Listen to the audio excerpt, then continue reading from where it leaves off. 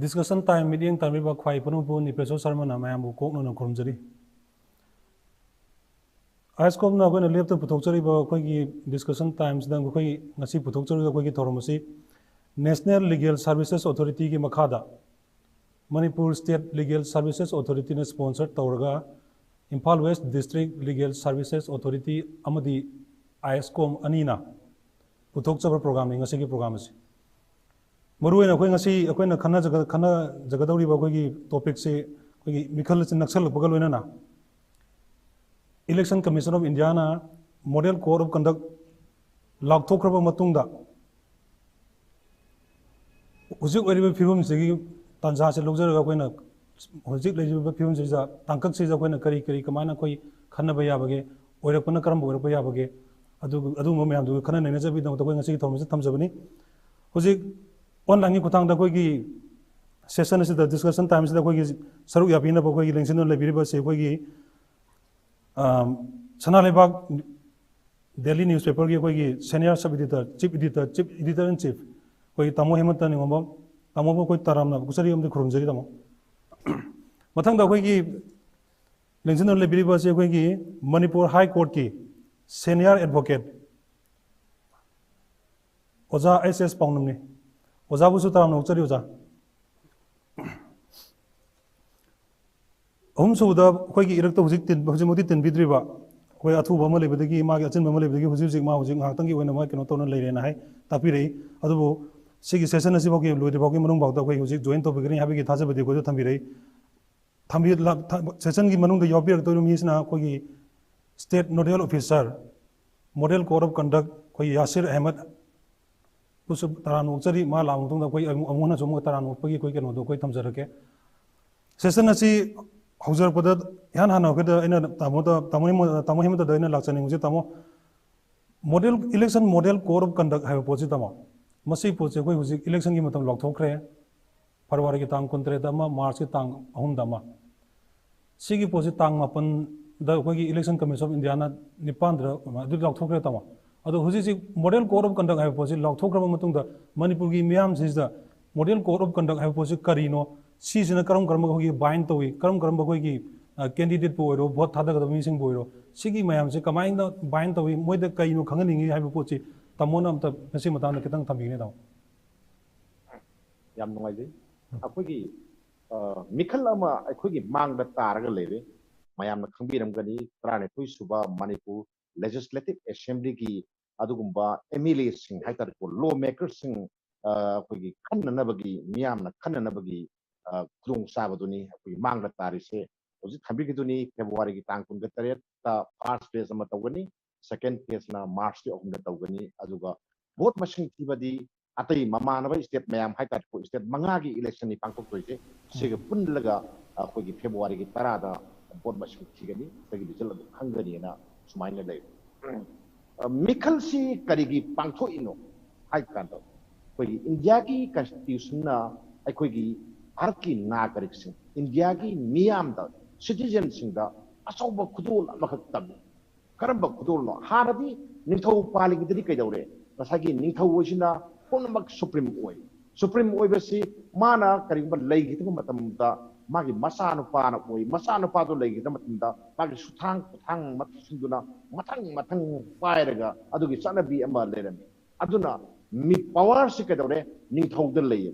Judiciary su Ninghogi Oi, military power su Mangon the Loy legislature su Oi Mangon the man, Loy Pashalaga, Lingak Salai, Banina, Ninghoshima Pangal, Kalle. Hojek Lady, Indiaji, democracy set for Laibak Amaway, Constitution, Constitution, Matun, Miam na Hojeki, Kanoski, Laipaksiki, Mapusi Oi, Mapu, where the country the Kadore, Miam the Constitution of Piri say, Sahi Manga Sigi Manunda. Nakogi apamba mute to Kanjaro, Aduga, mute Chinduna, Langakpa, Shem Langak Shemaga, Muina Parzanu in a Pivanet. Ibadi, Aquina, Pansoka, Mikasida, Kalaiba Mayam, Kalaiba Mayam, what other country Mayam say, Machina, lawmaker oina, Manipurgi, Marai Simoina Lefoguine, Moidas Nadu never going to say Mangagis, minor lake. Yamaruba, Mikalsi, Aquina Kangi, Pedore. Mikhail Sida, Kat Yadi have a port of Malay, Kar number one of the Napu Hapu, Adagidi, Hector Toy, the Mayamato. We may have very much under Siki Port say, sorry. Kamai Torga Masi, Tingadagi, Hive Porsi, Nainarakanda, Akogi, Kenosi, Election Commission of Indiana, Masi, Model Code of Conduct, Mutor. Election Kanosi, Election Commission give Kanosi, Puiji, Semba Madi, and Puiti, Indiana Nington Matu, Akaitan the Semapani. Other Hosiki, Model Code of Conduct, as a Kaino, Haragadi, Masiki said, Conduct Court Amani, Court as a Kaino, Akui, Sana Rasi and a Yana Baniku, Yanaba Maniku, Kanakana Yanabano Hakanda, political party, Mayam, and Yana Bani. So Minato was separate on Nogumsiko, both us send Yabay Tabaki on Nogumsi, Garap practice on Nogumsi, Akui, Borki Matamda, Mikalgi Matamda, polling station, Sunshine Shanagumsi Gainamai, Paramayam, Labado, Tonogumsi and a Yanaba Poto, Adune by Poina, marking a Sagi model code of conduct in a Harris. Adna guideline, I'm a PV whatever, Mayam, Canada period no high kind of political parties in the period, Yanabagi Matung in the period Nipo, Kuman, Hamina Yana, Yanamatung in the period, political parties in the period, mediums in the period. Aduna, Mashe in Nasina, Yana Baduneva, Quina model code of conduct in a Harris. Ado, Mashia Quikanoda, Luga Mukram Tamnaiko, Lugi Potuna Muksani. Aduna, Magi objective ama like Karigino, Sai Hajadunico, Nasagi political parties in Sina, Maruina, Hugi,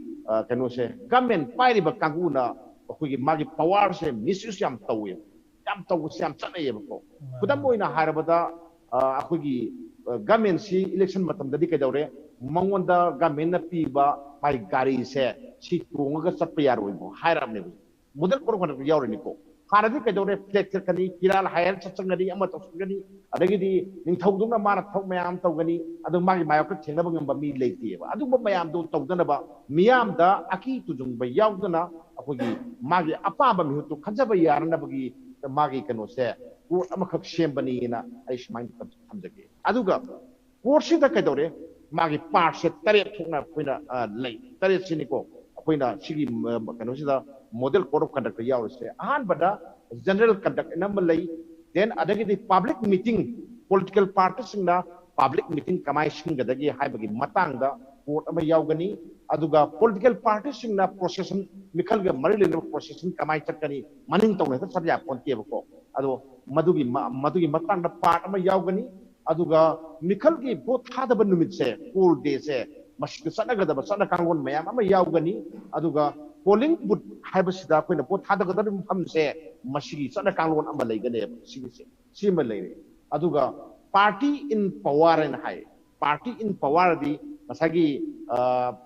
political parties da mana piri ba mai power mayam sinchi kari sina ba yage kari sina da ba ya dagi haibai port se sigi mayam si yam phajana yawe tawgada ba mi tawroi da ba ne to tawgada ba machun tawre da mayam si sida yawe ba ko aduna sigi model code of conduct siga kari ga mu samnari har kanda masda koina khange general conduct ne ma yawe sida masida masigi se corrupt practice ka offense under election law na election laws ni ko yam maru se masagi akoina yegusi yan constitution ki article 324 se masig constitution na pili se masi mapangan yang kan bajani amurum da hairu gadi ko masi pagam chawi masi kayam chawi kan da akogi disqualify haitare kanugi speaker ki tribunal na MLA ema member ma disqualify to bokanda kamai to na disqualify to rino haibagi ko ma lakwa adagi privilege am lakmule na privilege ne lakan sida privilege si house the privilege si irga leiba na taba privilege si iba aduga karibu privilege tage si moi kharana lepa wareta adum janabado admai to na leibado na sisu magi mangam si am sawe aduna kadore kugi masri yawre si election gi conduct to we are na bugita mukta full power monda oi officially ne bako aduna kadore superintendents yawre direction yawre control of election yawre si mayam si oi na yawraga masit leiri ne aduna kadore model code of conduct siga ngasagi kadore akogi kanogi people's representative act 1951 gine section 124 se si amaga aduga kadore section 171 b degina section 171 ice ko IPC gi sida leiriba law mayam sin pulap paslaga masida general conduct ena mayam hai general conduct ni ko yam khudung chiningai odise ki mayam si ai yawi na ai thamjage aba sida yawi ba general conduct si karino atai na kari no mayam ai na sai haijagi mayam do kari no ina thamagadi matam si yam logani aduna ai ahan round sai ai sai thamjage apani tamo ai marak thacharaga tamo hojik tamona samlapna koi gi yamna sugai na koi takpi gre tamo ada question ama katang lakchani gi wafam di hojik chatnari ba model code of conduct si tamo manipur sida chatnari ba magi mawong je tamona kama mato kamai to na ubi ge tamo musigi konos ai koi gi election ama pangthok pada koi smoothly hai tare ko aki tujungba yaudana ngasai haijabaduni vote thadabagi matangda amal leire kari legi hai kanda aikoida ngasi vote thadabada ni amata yaudana kanamata kuhandana aina aigi vote thadab mafumsida electronic voting machine da aina namibase kaino kada aigi secret ne bako aigi aron base mingonda khangan bayate aigi apamado mingonda khangan bayate aile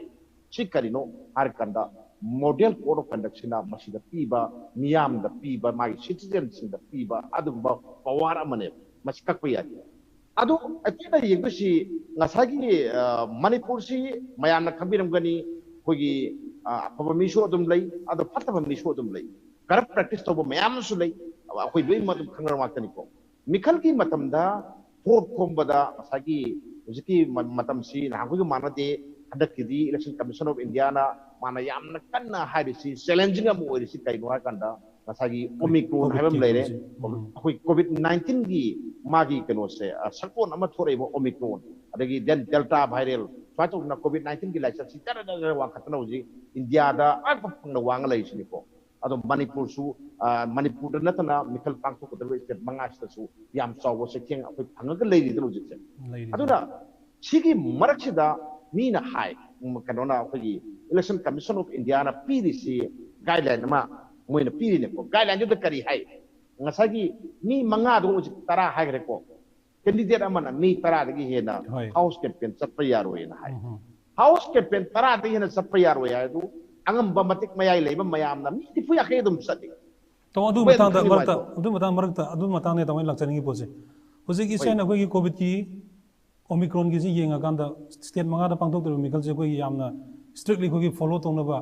even koi gi mi chatpa matam da mi manga mapan dagi hena gno tok do ko ta ba madu gi pot ma du lakthokre adu sigi pose koi swai da leriba mayam se seja koi gi mayam no khone sum taja ba matam da masigi pose in bagi pose mo koi kya fazana koi ta di ngak na chatpa jo koi adu gi pau lakte ko da khone so koi adu pau sum lokjaba da adagi amana mu ta masigi pose lakom tam koi gi cham manipur gi manung hanjana leiba mafam farflang area sing sida koi gi kamai to na karam mong da torongani nada kamai to na moi gi pose kamai to torongani haidi som na kan koi swai da marks nung kara umdari adugi kitang kanu ta kitang haido ki matang da di periphery hai ta adu mu da di koi gi marks ki kanu ga se taw da koi leirim ne buji se adu sigi poti more ko conduct sigi ma gi kanu se kyam yamna haidi kanu to kamai to chalum ga de ko to ubi ge ba akoi gi ngasagi masigi part se apena model code of conduct ta yawi na koi na haibadu gi aidi haibang ge koi just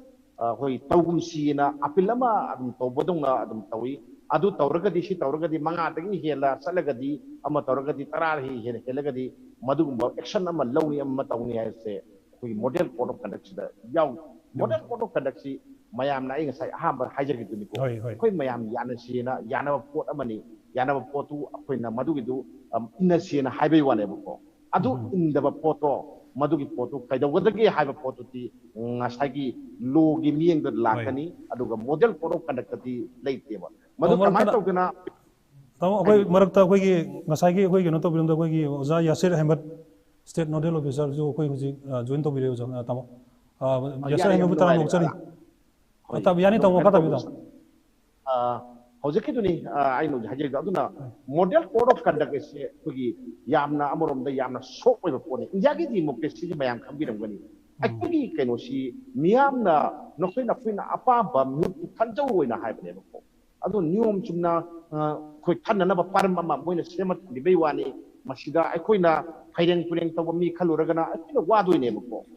akoina na hangoi warai ba mayam ꯑꯩꯈꯣꯏꯒꯤ ꯃꯅꯤꯄꯨꯔꯅ ꯆꯥꯎꯈꯠꯄꯒꯤ ꯃꯉꯥꯜꯁꯤ ꯌꯥꯝ ꯀꯟꯅ ꯐꯪꯕ ꯉꯝꯗ꯭ꯔꯤꯁꯤ ꯀꯔꯤꯅꯣ ꯍꯥꯏꯔꯒꯗꯤ ꯑꯩꯈꯣꯏꯅ ꯃꯤꯍꯨꯠꯁꯦ ꯑꯐꯕ ꯃꯤꯍꯨꯠꯁꯦ ꯈꯜꯍꯧꯗꯕꯒꯤ ꯀꯣꯜ ꯑꯃꯅꯦꯅ ꯂꯧꯕ ꯌꯥꯏꯑꯕꯀꯣ ꯑꯗꯨꯅ ꯍꯧꯖꯤꯛꯇꯤ ꯑꯐꯕ ꯃꯤꯍꯨꯠ ꯈꯟꯅꯕꯒꯤꯗꯃꯛꯇ ꯂꯥꯛꯏꯅꯦꯕ ꯑꯗꯨꯅ सिगुम्बा जेंटलमैन की पॉलिसी प्रोग्राम से अखोइसु जेंटलमैन अमो ओइने यागदबनेबा मिरेप ओइरबसिनसु यागदबनी देन अदगदि बोथ थादगदब सिटीजन सिंसु मोइसु खंगदबनी अदुगा यागदबनेबा मसिगी मायोकत्मक तौरगदि ngसागी लोगी मतुंगना तौम तोकु मयाम अमा लेरंगबनेना आइदि लवी आई smite थमजग Oh, funny though, yam no ajeto. Mathang se koi ki oza paunam dai lak chege oza. Hujiki tamo Hemantan koi takpi ki bada. Model core of conduct have was a carino have a so koi brief when koi thambi tamo. Tamo na thambi matam da hujiki court of mayam na yanari bakoki model core of conduct se. Masiki pose maya di yam na koi magi panodiam leiraga. Some karima jaga khara damonda kano topang hadi mangam pangtupang the bahadra tamo to manam kan lay bezuza. Masiki matang says that. मी अमना नत्रगा candidate अमना कोरब कंदसु थुगारप मतमदा मसिगी पोजे कई कई लुगी medium दा कोने लुगी मतांग कई कमाइना तौब यागे अदुगा मिचम अमना मॉडल कोड ऑफ कंडक्ट सिगी द यावरिब मयामदु माना खंगजरा गंदा माना पामजरिब पोतु लेंगाता नत्रगा मरि लेनबो अथॉरिटी दा माना थागतप मतमदा कर्म मोंदा थांप यागे पोतु कमाइना हाबिना अदु मतांग कंतंग थंबियोजा चुमी टॉपिक से हस्की मणिपुर लेरिबा फिल्म सिगा चप चनबा मतम गोइबा टॉपिक जा को हेमंत सामने हाइबी ग्रे होबदा मॉडल कोड ऑफ कंडक्ट हैसे करिनो हाइबसी मॉडल कोड ऑफ कंडक्ट ता ngसाइ चना पथाब हाइदि पॉलिटिकल पार्टी अति स्टेक होल्डर मयामना यानरसी न लेबा चना पथाब सेट ऑफ गाइडलाइन चना पथाब हाइबसी मकना ताकबदि मसे लोनते हाइबदनि It doesn't have the force of law. Guideline has not takpadi masi law na tihajri. Law na tabanina masi legal status karino habisu yengbam mathok tai. Law na tabanina guideline si implement to se kanana tawgi. Hai taragadi masi Election Commission of India gi magi authority ki makhada masi implement Election Commission of India की मागी power से नसाई अपने हेमंत सरना जो बनवी रहे Constitution की Article 324 मसी मखादन मसी की Article सिना पीरी से करी है वो Superintendent's Direction and the Control of Election मसी के महिला ना why guideline has been set by the Election Commission of India मसी करी की नो है वो for ensuring a free and fair election and to provide a level playing field. I would be missing Makai Naidava, Kitujum Puktaba, me could have mocked a candidate could have mocked a Kudong Java Tiraga, someone who Kudong Java Tiraga. Mire Makanavagi Adu Oiba, Yanavi the Mukta Shamba, Sanapata. Sikits and the Panapse legal status later Vanina, Masi court enforceable oide. Adugo. Model code of conduct violatory violatory command violatory now. Karma Makhalgi model code of conduct ko high candidates na Magi campaigner na Natraga Magi political party na Kamana Baka to give a say Election Commission of India the campaign to be up. Magi complaint say why Chumnagi election a mailing of the violatogra Natraga Magi offense criminal action oibra masisu yengma criminal action oitaragadi criminal gi forum da haidi mana tawjeriba man ashiba aranda toriba akaiba toriba loge against toriba aduge criminal jurisprudence criminal law legally aduge election ga mai lena sige model code of conduct se particular candidates na violate tore singomong na violate tore for example corrupt practice hai se magi voter da magi prajada Aigi the Mukta Nangna, sit habit, I want to Tadaviu, I want to both Hadabitara with it, no one the Sipigan, no one the Sipir, in the form of money or in the form of kinds. Not raga. Even machines of corrupt practice Makalai. No wonder I want the both Hadaragadi, Nangamatakam Sitongi. Consequence of not supporting me, Nangna, but their consequence in the case of Tamni, machines of corrupt practice Makalai. Suma Makalgi, later avoiding. Masi Chida Numaitaba even me. I the rivalry political party giving Oigera, some Nagimitsum Prazamo Oigera, Aduna. election commission of India ki authority ki makhada conduct tongna ba silliba authority Manipur hai taragadi chief election officer hai tar office Manipur ge si magi office ta complaint to utare ke hai riba a hai ba candidate sina b hai ba a hai ba candidate si ge agency na nei na piriba model code of conduct ki sumba kaya che mase bhalai tore action lokhote hai riba complaint da yauriba seriousness of the complaint nature of the violation punamak sigi ang kansida wage authority election commission of India ge authorities na ai su oitarbodi sumba punitive action na lobi ai haina laura kanda lobi ai for example tongneri da mamang so koi khabak kagas me thangbi ramani ai di campaign to bai se candidate ke di amorbi ba suruk amani sumba balai to bege pung asuk pung ama nong ama 24 hours campaign to bai handre kan hairi Ozado hoi adu sadu ero jamarak ta no jiki kidan tension lakpada matam jiki ge jara kanda hoji ji ozana hoji takpi gre maji koi gi guideline mak makhala mani maji law mak nati haiba ma thambi du gi maru ina hoji gi chanari ba koi gi guideline je maji da advocate mo ina sigi guideline je koi gi kidan series da koi gi ahong ba hongdok hongjin to ya ba gi masigi possibility se leibo jana taga masi kamaina kai masi hoi masigi issue se maroina 2019 ge khoi ge parliament ki election ga mai len na masida aso hoi issue ma thoki aidi party na pa masi khurung sa pati na bidamak na damak pin na bidamak ta model ro conduct se bale torsu action logi de habge election commission of India impartial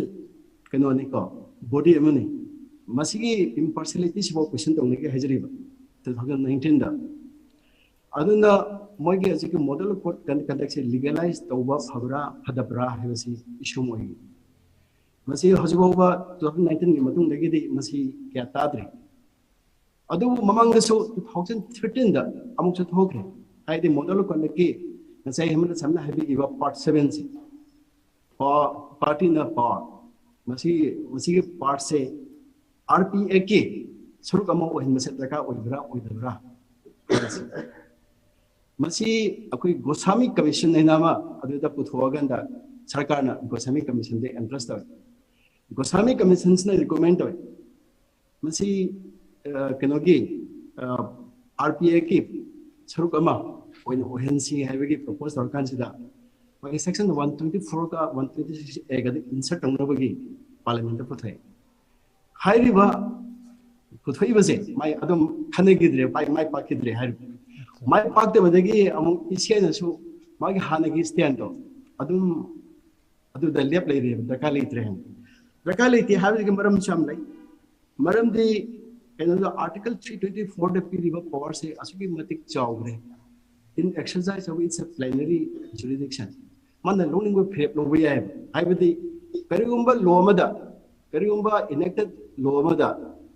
I the silent wherever perigumba thawakamada I the unforeseen circumstance in the course of conduct of the election amuge process da kun ubangam da thok mayam thoidan siguma thodok mayam singsida kamaina tawgadage karma law apply tawginga habasi enacted laws silent wherever number 1 number 2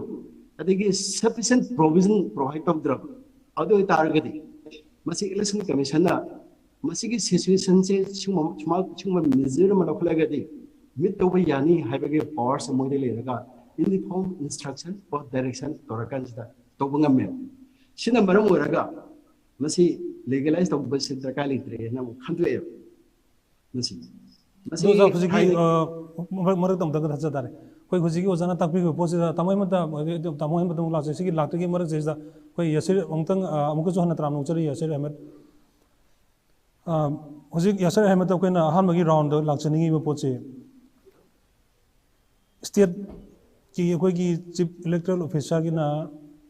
code of conduct se koi ki Asia na lokto code of conduct se ki lokto mo ko state su siuna lokto mo to koi si je koi chanare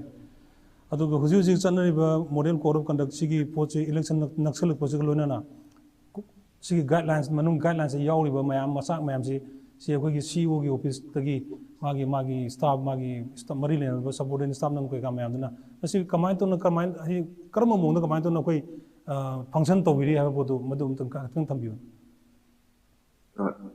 ꯊꯥꯒꯠꯆꯔꯤ ꯇꯥꯃꯣ ꯑꯗꯨꯒ ꯑꯍꯥꯟꯕꯗ ꯇꯥꯃꯣ ꯀꯩꯅꯣꯒꯤ ꯑꯩꯈꯣꯏꯒꯤ ꯇꯥꯃꯣ ꯑꯅꯤꯁꯨ ꯃꯃꯥꯡꯗ ꯑꯩꯈꯣꯏ ꯁꯤꯅꯤꯌꯔ ꯉꯥꯛꯇꯅꯤ ꯇꯥꯃꯣ ꯑꯩ ꯈꯤꯇꯪ ꯊꯦꯡꯖꯈ꯭ꯔꯦ ꯋꯥꯔꯧꯕꯤꯕ ꯌꯥꯗꯦ ꯉꯁꯤ ꯈꯤꯇꯪ ꯉꯥꯏꯍꯟꯕ ꯑꯣꯏꯅ ꯀꯩꯅꯣ ꯇꯧꯈ꯭ꯔꯦ ꯑꯗꯣ ꯇꯥꯃꯣ ꯀꯩꯅꯣꯅꯦ ꯑꯍꯥꯟꯕꯗ ꯍꯥꯏꯖꯅꯤꯡꯕꯁꯤ ꯇꯥꯃꯣ ꯑꯩꯈꯣꯏꯒꯤ ꯃꯣꯗꯦꯜ ꯀꯣꯗ ꯑꯣꯐ ꯀꯟꯗꯛꯁꯦ ꯂꯥꯎꯊꯣꯛꯑ ꯃꯇꯨꯡꯗ ꯀꯩꯅꯣꯒꯤ ꯉꯁꯥꯏꯒꯤ ꯑꯩꯈꯣꯏꯅ ꯍꯦꯛ ꯆꯠꯅꯔꯕ ꯃꯇꯨꯡꯗ ꯑꯩꯈꯣꯏ ꯀꯩꯅꯣ ꯑꯣꯏꯅ ꯑꯩꯈꯣꯏꯒꯤ ꯁ꯭ꯇꯦꯟꯗꯔꯠ ꯑꯣꯄꯔꯦꯇꯤꯡ ꯄ꯭ꯔꯣꯁꯤꯖꯔ ꯑꯣꯏꯅ ꯑꯩꯈꯣꯏꯒꯤ ECIꯗꯁꯨ ꯑꯩꯈꯣꯏꯅ ꯑꯗꯨꯝ ꯃꯥꯒꯤ ꯀꯝꯄ꯭ꯂꯥꯏꯟꯁ ꯔꯤꯄꯣꯔꯠ ꯑꯃ ꯊꯥꯏ 24 ꯑꯋꯥꯔꯁꯀꯤ 42 ꯑꯋꯥꯔ 48 ꯑꯋꯥꯔꯁꯀꯤ ꯄ꯭ꯂꯁ 72 ꯑꯋꯥꯔꯁꯀꯤ ꯁꯤꯇ ꯅꯠꯇꯅ ꯑꯩꯈꯣꯏꯒꯤ ꯅꯨꯡꯇꯤꯒꯤ ꯑꯩꯈꯣꯏꯅ ꯔꯤꯄꯣꯔꯠ ꯃꯣꯏꯗꯁꯨ ꯑꯗꯨꯝ ꯊꯥꯏ ꯄ꯭ꯂꯁ ꯃꯁꯤꯗ ꯇꯥꯃꯣ ꯑꯩꯈꯣꯏꯒꯤ ꯀꯝꯄ꯭ꯂꯦꯟꯁꯦ ꯉꯁꯥꯏꯒꯤ ꯌꯥꯝ ꯂꯥꯛꯑꯦ ꯔꯤꯇꯟꯗꯁꯨ ꯂꯥꯛꯄ ꯌꯥꯎꯏ ECIꯒꯤ ꯊ꯭ꯔꯨꯗ ꯑꯦꯁꯀꯦꯂꯦꯠ ꯇꯧꯔꯛꯄꯁꯨ ꯌꯥꯎꯏ ꯑꯩꯈꯣꯏꯗ ꯑꯣꯏꯅ ꯇꯣꯉꯥꯟꯅ ꯐꯣꯟ ꯇꯧꯔꯒ ꯌꯥꯎꯔꯛꯄꯁꯨ ꯌꯥꯎꯏ ꯄ꯭ꯂꯁ ꯍꯧꯖꯤꯛꯇꯤ ꯌꯥꯝꯅ ꯍꯟꯗꯛꯀꯤ ꯏꯂꯦꯛꯁꯟꯒꯤꯗꯁꯨ ꯃꯃꯥꯡꯗꯁꯨ ꯑꯃꯨꯛ ꯌꯥꯎꯈ꯭ꯔꯦ ꯇꯥꯃꯣ ꯀꯩꯅꯣꯒꯤ ꯑꯩꯈꯣꯏꯒꯤ C-Vigil ꯍꯥꯏꯅ ꯑꯩꯈꯣꯏꯒꯤ ꯃꯣꯕꯥꯏꯜ ꯑꯦꯞ ꯑꯃꯒꯤ ꯊ꯭ꯔꯨꯗꯒꯤ ꯗꯥꯏꯔꯦꯛ ꯍꯦꯛꯇ ꯑꯩꯈꯣꯏꯒꯤ ꯑꯦꯅꯤ ꯄꯔꯁꯟ ꯑꯃꯅ ꯑꯦꯅꯣꯅꯥꯏꯃꯁ ꯑꯣꯏꯒꯦꯔꯥ ꯑꯣꯔ ꯔꯦꯖꯤꯁꯇꯔ ꯇꯧꯔꯒꯕꯨ ꯑꯣꯏꯒꯦꯔꯥ ꯃꯗꯨ ꯀꯝꯄ꯭ꯂꯦꯟ ꯗꯥꯏꯔꯦꯛ ꯍꯦꯛꯇ ꯇꯧꯕ ꯌꯥꯏ ꯐꯣꯇꯣ ꯀꯥꯞꯄꯒꯁꯨ ꯚꯤꯗꯤꯑꯣ ꯑꯞꯂꯣꯗ ꯇꯧꯔꯒꯁꯨ ꯃꯗꯨꯁꯨ ꯑꯩꯈꯣꯏꯅ 100 ꯃꯤꯅꯠꯁꯀꯤ ꯃꯅꯨꯡꯗ ꯃꯗꯨ ꯑꯩꯈꯣꯏꯅ ꯔꯤꯖꯣꯜቭ ꯇꯧꯒꯗꯕꯅꯤ ꯃꯥꯒꯤ ꯀꯟꯁꯔꯟ DOꯗ ꯑꯩꯈꯣꯏꯅ ꯃꯥꯒꯤ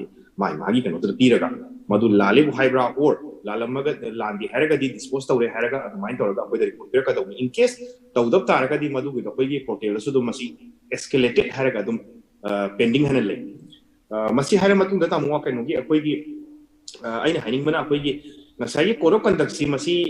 ꯉꯁꯥꯏ ꯑꯩꯈꯣꯏ ꯀꯩꯅꯣ ꯇꯥꯃꯣ ꯃꯌꯥꯝꯅꯁꯨ ꯐꯖꯅ ꯍꯥꯏꯕꯤꯈ꯭ꯔꯦ ꯑꯩꯈꯣꯏꯒꯤ ꯂꯤꯒꯦꯜ ꯕꯦꯀꯤꯡꯁꯨ ꯂꯩꯇꯕꯅ ꯃꯔꯝ ꯑꯣꯏꯗꯨꯅ ꯃꯁꯤꯒꯤꯁꯤ ꯃꯌꯥꯝꯅꯁꯨ ꯈꯪꯗꯕꯁꯨ ꯑꯦꯋꯦꯔꯅꯦꯁꯁꯨ ꯌꯥꯝ ꯋꯥꯠꯂꯤ ꯁꯦꯡꯅ ꯍꯥꯏꯔꯕ ꯀꯥꯟꯗ ꯃꯁꯤꯗ ꯀꯅꯥ ꯆꯅꯤ ꯀꯅꯥ ꯆꯠꯂꯣ ꯃꯌꯥꯝꯅ ꯈꯟꯅꯔꯤꯁꯤꯅ ꯑꯩꯈꯣꯏꯒꯤ ꯏꯆꯝ ꯆꯝꯕ ꯑꯩꯈꯣꯏꯒꯤ ꯑꯃꯔꯣꯝꯗ ꯍꯥꯏꯔꯒ ꯁꯔꯀꯥꯔ ꯏꯟ ꯄꯥꯋꯔ ꯒꯚꯔꯟꯃꯦꯟ ꯄꯥꯋꯔ ꯍꯥꯏꯇꯥꯔꯦ ꯑꯣꯔ ꯒꯚꯔꯟꯃꯦꯟ ꯑꯣꯐꯤꯁꯔꯁ ꯍꯦꯛꯇ ꯑꯦꯄ꯭ꯂꯥꯏ ꯇꯧꯒꯗ꯭ꯔꯥ ꯑꯣꯔ ꯄꯣꯂꯤꯇꯤꯀꯦꯜ ꯄꯥꯔꯇꯤꯗ ꯑꯦꯄ꯭ꯂꯥꯏ ꯇꯧꯒꯗ꯭ꯔꯥ ꯑꯣꯔ ꯚꯣꯠ ꯂꯦꯞꯄꯤꯕ ꯀꯦꯟꯗꯤꯗꯦꯠ ꯈꯛꯇꯗ ꯑꯦꯄ꯭ꯂꯥꯏ ꯇꯧꯗꯣꯔꯤꯕ꯭ꯔꯥ ꯍꯥꯏꯕꯒꯤ ꯃꯑꯣꯡꯗ ꯑꯗꯨꯝ ꯍꯦꯛ ꯂꯩꯅꯩ aduna haujikan su adum media da samu mada su panyamna Facebook su thora ko biramani koi gi vote kanna khara cancel pa haigadra madu matungina makhan makhan gi video thora ko la pa do violation su adum yaw su yawi khangdabani masi maram mo sing hai khangdaban ko hai adu nga sai gi akoi gi tamo S Paonam no sai bi hibido legal backing like hai ka su nga sai gi masida IPC da CRPC da magonda phawa ko biya ba gi su option mayam yaw ri na for example kana gumba koi gi voter amada paisa pibra or bribery tawraga magona to hanbai ju corrupt practices amani communal or caste filling ham ju corrupt practices amani plus akoi gi isam samna yamna kanoti ko ba vyakti ko but undue influence pi ba haiba ama or intimidation taw ba haiba ama sigum ba su ya ba nati aduna high basing si yenguraga di code of conduct kaktana tana ngasai ain hygienic med code of conduct si akoi gi MCC gi hari manual si tana ngasai representative of people ka IPC ka CRPC ka atai level law member ka puna puna yenga samina akanda then it becomes a complete document ori now masida sida akoina CEO ge office ti oina akoina tawjaba sina kamai tawge haiba kana ngasai akoi tongana teams myam laigre hek koi code of conduct enforce tawu numitagi flying squad adagi static surveillance team amma mayam akoi thadokna kana tawdal leiri adum nunti ge dum complaint lai haniam lai no ngoda dum complaint si yamdra tara ngade dum lai adu chatluraga dum yengi kholui even yamna icham chamba complaint haigadra yamna kanodi stoba akoi kana mo sumaina flag thelam ni haibu gumba or political party im toram ya da batang da kram simu chi la su yaw marak sa koi complaint khwaidagi lakpa kanu se karam kanu oi si phawdo ki complaint khwaidagi lakpa mafam hai tare kendra gidra district haini madu moti tam aini yengdradi khangaro tawatabu akoi overall oina akoi gi valley dina di kitang kendra na khal handaki oina di chawrapadi aina chapchana di khangma ngamjadre plus hujiki handaki da koi gi violation hairaga di yamna angakpa ma tungan ba extra oina lakpa taraga di kali haida koi COVID-19 guidelines ko tungan ba khar pirabani na ngasai gi campaigning tawraga sumai tawgado bani adudagi magi rally yadre potre ama tawge haibni ngasai campaigning da fo door to door campaigning di yare hairaga su gi mamang da January 30 da mi manga da gi handaki di kharabu hinga at least mi ko di tara budi yare but then taradi helak taragadi siguma su khara lai baduna siguma mayam si leibalina anything complaint la ko kanda akoina taseng hek thengaruraga na phare sumo to lo khat pyare otherwise natragadi complaint la taragadi we have to dispose it in under 100 minutes or natragadi escalate taragodum chakhiba so ECI la sudum u legani everyone even ngasai users na aina complaint tawri tamu kai dum aina suppose user moina register taraga complaint thajagren photo amna or video amna maga adu oragani ngasai na register tawbi taragadi ai complaint dispose tawi aina ibungam ni अद सिगुम facility मयाम लेरबनिना हंदक की कितंदी हंथब्राना खल्ली कितंग मयाम से awareness लेरबना मरम अदुमक्सो अदुगा हौजिक फाउदा कनो तौरी पोसे मी खोमबगी चांगसे इसियाने Pirba guidelines की मतुंगिना कोई मी मापन तराबाव हाइरसे तराबाव की बोदो तो कैंडिडेट मसा यावर कांदे खोम चपा याबो डोर टू डोर चपा याबा बाइक रैली चपा यादबा रोड शो तोबा यादबा को तो मयाम तौरे अदुगा डोर टू डोर कैंपेन चपा से मी तराबाव मैक्सिमम पीर कांदा तौरी पोसे सिगी पोसे स्टेट नोडल ऑफिसर मोइना कोई कंप्लेन लापनो मखल मोइरा कांदा कंप्लेन लाक्तबा सिगी पोसे क्या मैम कोई स्ट्रिक्टली kana कैंडिडेट नत्रगा मागी कैंडिडेट को सपोर्ट तौरिबसनो क्या मैम कन्ना मोइसे फॉलो तौगबगी पोचे लइगे आदि क्वाइटन उबिगे फॉलो तौरियना अतम मसिदनी अखोइगे नसाइगे कोदोक कंदक हाइबसी अखोइना नसाइ तामोन हाइबिखिबदो कोइ ममांदा को तामो पौनम हाइबिखे कनो हाइबिखिबदो कोदोक कंदक हाइबसी तसेंगना अखोइगे पॉलिटिकल पार्टी मयाम का पुल्लगा अमा खतना तब मयाम पुल्लगा इसीआई का पुल्लगा मयाम पुल्लगा करिना क्वाइ फगदगी हाइगा तौरखिबो पुनिना सिगी फॉलो तौबसे तसेंगबदी अखोइने एनफोर्स तौदबी ngasai political party candidate and supporters workers me amsina masana follow to zura kado bune asing badi now sida tamun hai mana kai gumba political party man or candidate amana mana vote ko masal prakan door to door campaign sat prakan ngasai gi mi tara di hindi security person yaw do ko tam security person yaw do ha sa tara di hela chatle chat patar ga di ma ni tasing badi ma apply to thok bone tawdre hai rase but then maduda akoida complaint lak hai basi akoina maduda mafamdu da kai go flying squad leram duna ama leram taraga thinga thingsu thena ni because akoi flying squad atraga static surveillance team phom hunda tongan thamo bani na in case thena traga su hojikani amorom dairaga di whether it is necessary evil haiga dra kai ngodi khamja do akoi facebook ta media da mamadi am toina thagalak bani na ek campaign mu tawra thagal abdin adum akoina dum ngam mi haiba dun sumo to da ko pasi am laijari anna sumai tawra la ko pasi dum ya jeri da o adu hojiki ngasai takpi gi bida 100 awards have broken adugi mutung da ko dispose to gi 100 minutes tam 100 minutes but adu dispose to gi mong se magi final kan kano je kamai to lobo yagi magi karmo mong da to dori ge ko gi minute chama ji tam sumai to ji mi disqualify to dori jail da thazan dori ba na ta kai to dori ge atamo kai no ni civil help apps sida sida example na ma hajara ge tam suppose ngarang han ji kui dana hoi kano ma hoi campaign koi bu office am lai kai na mai ta pam jaw so kano ge asi akoi ge kano ga si mcg ge sana da da tau ni na la ko si da mayam si akoi gi lagi ba fst si akoi na dum civil da kwai anak pa kano magi adum civil da koi gs kano gps mapping oina pulap ui gari ma kai smile le magi team kai se na ada koi na si gi team si da salon assign adum kuta ta tau ye ba tau bu kana mana salani salaga mani gi ngora kai go fake ku selam oire segai ra ni ama tor mani everything when we selaka anda or kai go madu maran le hai tar ga di mana dio da hairaga sumai ta search sumai tore ko leno report pikha laga then man action lobo do adum akoi gi civil da madu gi sumai na tawre dispose taw khe kamai na taw gi ha madum madum thore ba taw even photo yon ku thore ko yo okay marak ta tamo hemanta tamo da ilak chaning si tamo koi gi state nodal officer na koi gi sigi matang se habi koi habi ka thambi gra kra ado as a senior journalist amoina tamo koi gi manipur gi lamdam si yamna kano senior journalist am khang oina tamuna chahi risang se na koi election che am thengna bir ga la ya hojik phawdan la iba mikhal gi train jiga adagi isia na piri ba guidelines brima tamoina mamang na thengna bi gi ba mamang na thoki ba thodo ba thok guidelines ban du in gi ba in da ba handak la iba poch dana tamogi na thengna hadi experience ta kamai to no ubi damo duga hojik habir board oja pawno na thambiri ba sigi poche case leibagi pot akhoi semdokpa yanabagi mamang da kano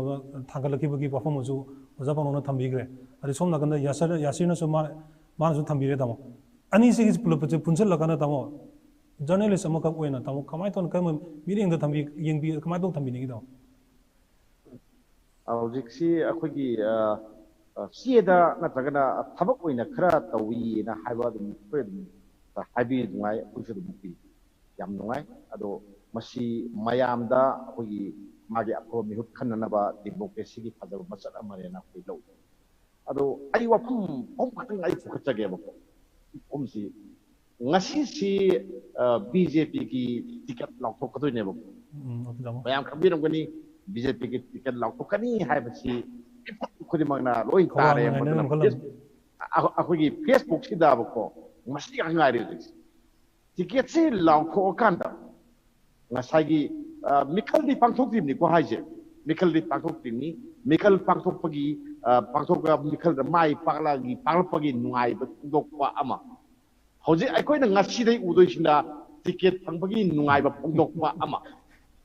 Tiket pagi nuai betul pa sila bangbulat anak itu melakuri.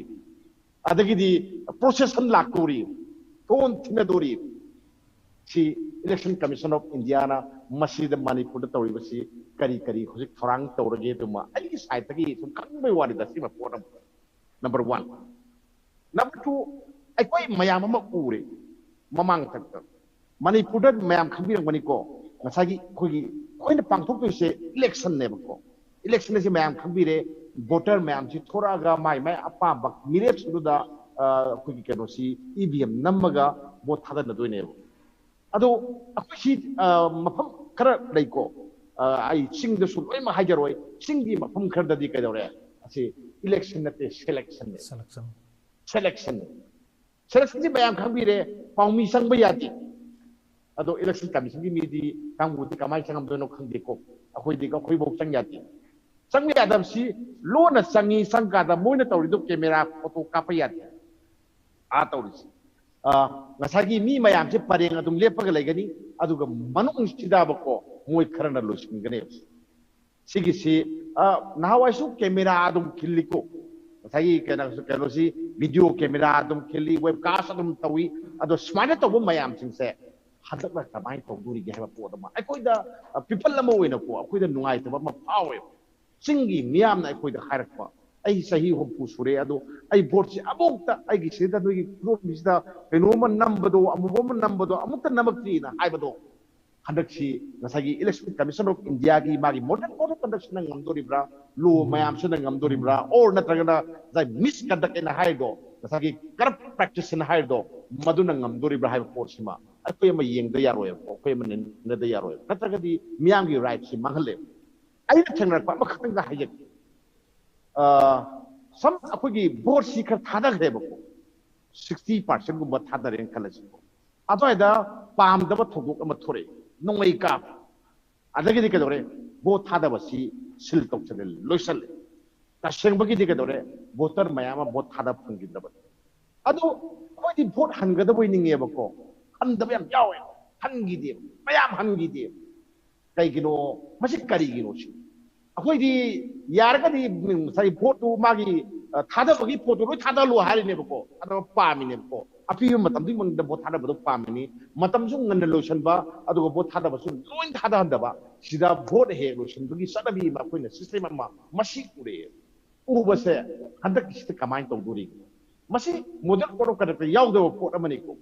aduna ngasai mayam na khabiram gani election commission of India gi makha da ke dore kogi CEO Manipur da thabak tawre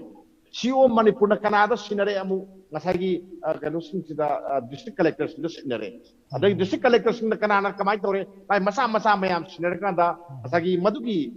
texas pun mus Canada pugi har kanda ngasagi polling officer na hare ko polling officer na pure polling officer duga kana gumba kharaga yana raga miyam gi right mat padudi kana na yengi ge bo sine bulai aduna kadore sigira mi mayam gi vote adara mani hui ure ko adagi mi amana mangar thadai tarara thadai haiba corrupt practice mayam ma sauni ko siumbagi matang dadi akoina election commission se mapang di am kan ba body oire ko hui khangi mayam khabira bani model code of conduct leire adagi di ngasagi people's representative act amalae si hapchalaka da ngasai criminal gi oiba IPC gi section mayam ma muina dum apply to bolon musina biya ko ma oye ko dai mai magi tori ba crime dugi matungina aduga mikhal dudi ke dore loire ngasi hokra loire abse ko tak dongna ko u phangeba ya do mar to ya to na ko ji ai lu sin dage kamai to na ko na ko gi asumba myurse pulgi asumba myurse khalli na ko mai haidu no ai oh yam da chu mi da ta mo ta bi ta sigi matang je da ko gi oja pangam sigi matang kai haibini gi ko di as advocate amoina senior advocate amoina hujik lai ba train ma ga chana bi ma ga chana tawri ba pot ade election commission of India na yamna chumna yamna pamna akogi election se free na fair da pangthok ba yana ba moina semi ba guidelines ke ga ma yam je toraganda adu magi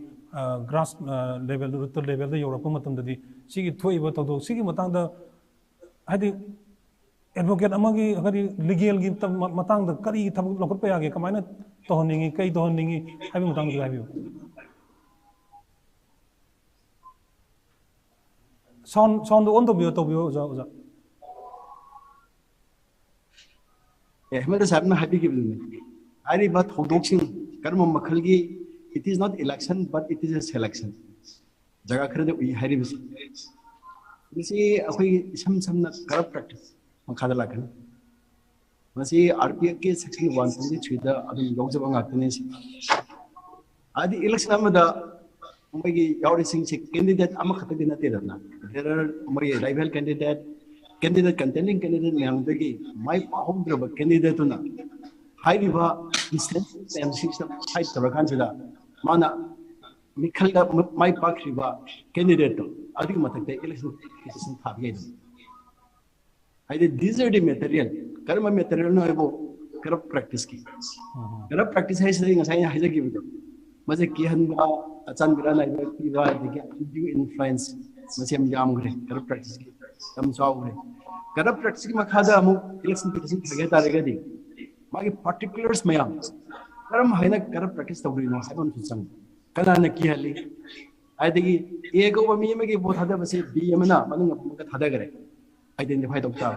ade khairiba misu ohoba misu haiba ta nane corrupt practice hai sidegi ninga sai haja gi bido maigi kanogi ajiki local conduct side legalize tawba rakale bra litabra kaina kana khanagri do adege pro na cons mayam khanagri do sai isi gi article 324 gi matung ina masi legalize tawba so thro pang su pi are adu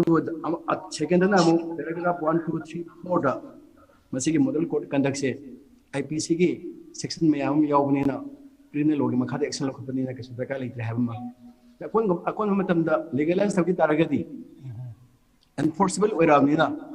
court lagnarani judicial scrutiny tawrani election is the limited time am the short time period amada pangthokado thabang ina legalize tawki tarabogidi amuk enforceable oi targidi adu number moiraga election do tender bugi tender pe ya bagi mawong jam leibani na legalize to base amuk mar khudong chadi haiba wapam su phongdoi adu ne hajarisi yamna noaitaba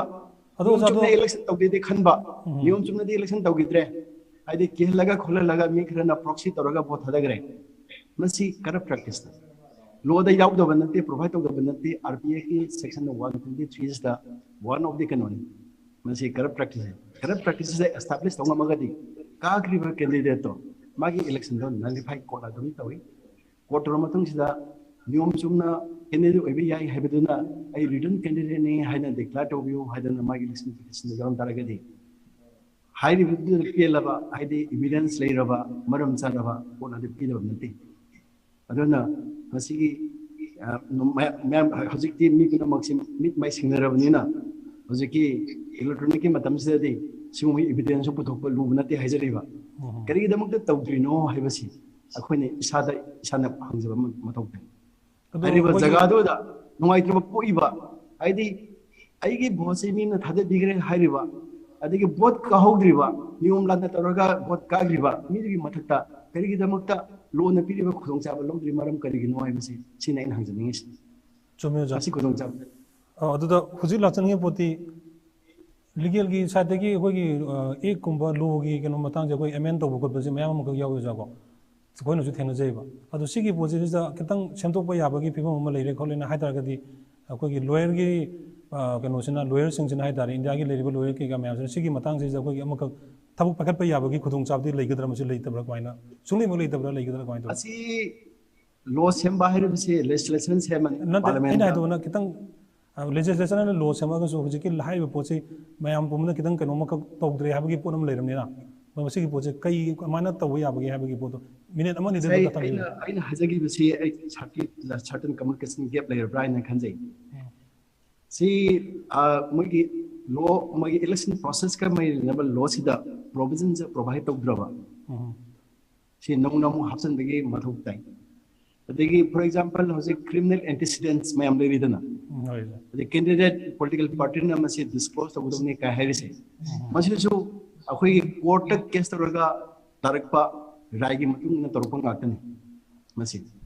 sumaina haziki particular issue se masi nainara kansida court na masi tobai yare khole hai taragadi adu hukum do election commission of India to ill for example I FIR case samle re FIR case da charge tama mai cognizance logre charge frame to gre I was disclose the woman sang disclose what sangi si tab taragadi magi che magi information disclose of the bagi section 33A ke RPA ki madu comply to be heavy ground magi aran do wasi heavy do te election zone na fight ori hazariba sumaina si court ta ki hukum se ai di elected da mana botar mana magi right of freedom of speech se express ori se through casting vote ne I mute kan ma se magi right of freedom of speech exercise story ne I expressing my freedom of right, freedom of speech and the expression say in the form of casting vote exercise story ne masi exercise to do phang da ba se masi kai dam da phang ri no yinga kan se da masai ga supreme court na ta ge ba right high court na ta ge ba right si yinga kan se da election commission of India na so mo form 26 ne affidavit na phal to badra ka le kendri da na masi da magi information kari provide to gada ke kalam da pia masi judgment si yang kan the election commission of India na implement to finally FIR case equip to gada bodi magi appeal taraga so masi disclose to gada ka le hai adu wo kanogi Maharashtra ke chief minister waramba magi Devendra Fadnavis ke case tagi lak tagi di hojikti wena mo disclose to mo taka le re hoji matam ge homa nai hazari adumaina sigumba ahongam nai ge hataragadi aigi right ko lana makpi ge ne khanbiriba praja sing aigi kabam thokpa bo se aranba corrupt practice hamna atupam na kagre hairiba candidate lo ne piriba khudong chaba se kagi tamakta court ke through the khudong chaba se lobi dri kari gi no ai se na hangjani sigumba se lawra kan se ninara kan se da tumba karamba mong phabagi haibasi khanaba se stakeholder punimang na tanara kana thokpa yaba ngaktan mani yam chumja adu tabudabu huji akoi gi tamo himatan tapi gi ba famda manipur gi manung hanjana leiba mafam singda akoi gi polling officer du gi kono tawra polling officer du na club sena bagi mong sena rakanda mayam sing du bot thada ba mukut tama gi muk amu wotai ba phangda ba madu gi kono gi incident bawda koi tamo ina thenna rakpa adu gi ponam ju leire adu gi potu su adu gi matang du da tang tamona habi ning ba mara hadi pochi madu mayam do करी मोना कना चतुन मुझे हाबं खंगबम लेरम दो माली जायना सुम खंजबदा हादि स्वाइद लेरिबा अखोगी तंपाक लेरिबा सिंसिदि मोना करी मचफुम खबंगी खुदुंग चाबा लेदारगसु अदुम जगह दसु खरा problem खुदुंग चाब खरा लेम दो माली अदु अरोय बोइना एनो ओजाना सेदे लाक्चनिंगी से स्टेट की हुजी हुजी फाउदा चनरिबा अखोगी गाइडलाइंस पीरिबा मॉडल कोरो कदद यावरिबा अखोगी गाइडलाइंस मैम से मसिगी पोचे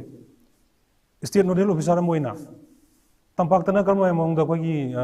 मसिगी पोचे फुल्ली अखोगी कनो तोबो इंप्लीमेंट तोबो इन लोबीब्रा नत्रगना खितंग थापथोकीबा अखोगी चिंगी मफम सिंग सिगी गाइडलाइन सि कमाय तोन अखोगी कईगी इंप्लीमेंट से चपचाना तोब्रा तोदब्रा अदुगा सीओ की ऑफिस की साइकी माइकी दगिन हुजी से कई थबक लोक पैकेट पीरी अदु इलेक्शन हादि निमित पांथोकदब कनो बॉक्सिस दा यामना हेन बा कई तोरप याबगी कई लेगे बदो यामना minute अहुमगी मनुदम तंबियो yam phasi tamo open ke na sai tamo paunam hai ki yam phasi ki yam yaw ke na sai ki corrupt practices tawri hai ka di tawri badu ai ji praja ko ina ai gi right si bunda ka di ai na kai du gi thoga ga ai na kai du complaint tawri dun hai dum lei o phare aduna iram ya ma toram ya there is another from that however ga sai ki chinga na hena tawdabra tamrin tawbra hai badu di it is not about city valley hill gi dali te hoi all over India da dum apply to ko ro तो वो तब तब आई याम फसबन हन कोई तना कोई हे कोरो conduct होर पसिदा कोई ना ना साइड लाइन हाइजे 24 आवर्स की कंप्लायंस 48 आवर्स की 72 आवर्स कंप्लायंस म लेजरी से 24 आवर्स ना कोई की समन हाय बदा गवर्नमेंट प्रॉपर्टी ले रम डिफेसमेंट कोई फोटो नक्सला न कोचन हम यान लथो को तो हाय 48 आवर्स ना कोई की पब्लिक प्रॉपर्टी दा लथो को तो हाय 72 तना कोई की प्राइवेट प्रॉपर्टी दा अनऑथराइज हो रगा दी आईडी ना साइड माई ओनर नो याद रगा दी सिगी पोचे कोई ना सुमी यो मुकांदा I district majority tamo adu ko hill district amaga pau kono bakanda ai moi cheng han mo kita ko thar ka thing bai ta adu da ko public property kita aina sir noi ki smai to raga som de report ha ko si kan thi ka mai to jan noi solution de kan akoi de su to de ya pas mo apply to we asana amorom de in some ways hill district ya pas ka apply to yauri ya pas ka apply to ma khong khar lei ni mo de so hoi to do ma khan su le ram ba but then this is canonic si akoi ki hill na to we belly na to ha ro hoi ki belly de so si ira gam thoi ma yam ta bi ram ba ni hill la tu ejik thoi ko su kan to ti to tar ko yor ka ni aduna this is canonic akoi ki matam matung ina we kan yen khanjai ko aduga makata na akoi ki comply to go ni da makta hona ba hai ta ga akoi ki high level every akoi ki kanogi hypersensitive boot critical boot ama na khai doktan lei even